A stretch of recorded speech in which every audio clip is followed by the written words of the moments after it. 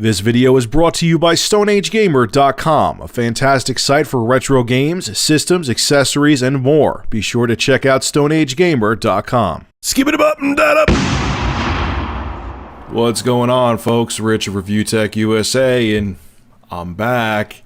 Yeah, I took a few days off. Honestly, just to chill, hung out with friends, hung out with family, had a good time. It was enjoyable. I refreshed myself and reset myself, and I'm looking forward to June. It's going to be a very busy month. This is E3 month, so it's going to be pretty exciting. But I also was productive, too.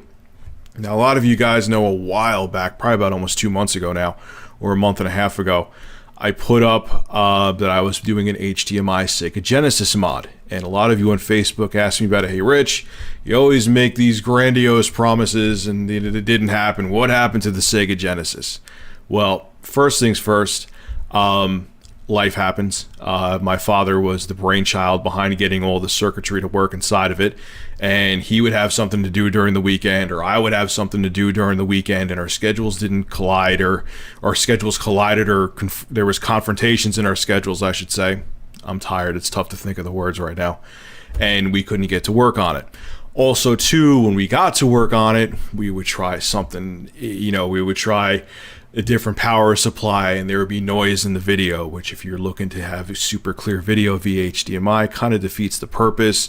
Or something didn't work with the audio, or we would have to change the circuitry around and all these different things. And if you needed new parts, you had to order them, and they came from China, and China would take 2 weeks at least for them to get here. So it was like step by step by step by step, and it was moving at a snail's pace. There was nothing we could have did about it. Life between life, ordering parts, troubleshooting things. But here we go. Here it is, fully functional and working. This is the HDMI modded Sega Genesis. Now, you see this tail here. This isn't going to be. We have a 3-meter HDMI extension cord that's plugged into the HDMI to SCART converter that's inside of here. So we're going to give a much shorter one. I'm trying to find one that's like 6 inches, maybe even shorter than that, or a foot. And it's actually going to have, even if it doesn't have, because this usually has a serial port right here. That's on the older Sega Genesis. I know that's blasphemous to some people, but we're actually going to have the HDMI port hang it. You're going to be a port, just like on a PlayStation 4 or whatever. And that's how it's going to work. And you just plug your HDMI in like you would on an 8th gen console or 7th gen console, and you'll have it crystal clear video outputting to your TV. So we finally figured it out. All of the circuitry's in here, all of the hardware is in here, and it's running off of one power supply. And I'm going to make a video demonstrating this tomorrow. I was going to do it tonight, but it's midnight now, and I want to go to bed so I can get up and work. The only concession we had to make, and it kind of sucks, but is we had to use a proprietary power supply.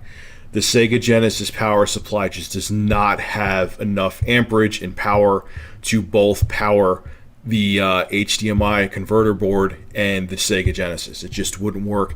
Actually, it would barely work in certain people's homes, but if there was any kind of issue with your power at your house, it wouldn't even turn on. So we have to have proprietary power supplies if we start selling these to people or modding people's consoles. We'll figure something out. A lot of the third-party power supplies suck, to be honest with you. They're pretty bad. So we'll have to figure out a solution to that, and we will. But as of now, it's working, it's running. We promised you we would make it. And this one's I may just keep the tail on this thing, to be honest with you. This right here, the HDMI extension, because it's actually kind of convenient. So I could like put the Genesis in different spots and have it just, this gives me extra cord. So I don't really care about mine, but other ones, I'm sure people just want an HDMI port in the back. So that's what I've been doing. I'm back, guys. Just want to put up this quick little video showing you what I have been up to.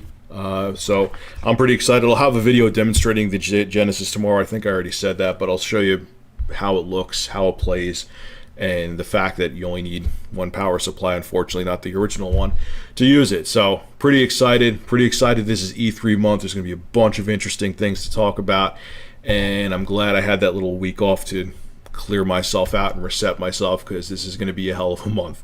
Alright folks, this is Rich of Review Tech USA. Make sure to rate, comment, favorite, and subscribe. And as always, thank you for supporting my channel and my unshaven face that will be shaven for tomorrow. Have a good one.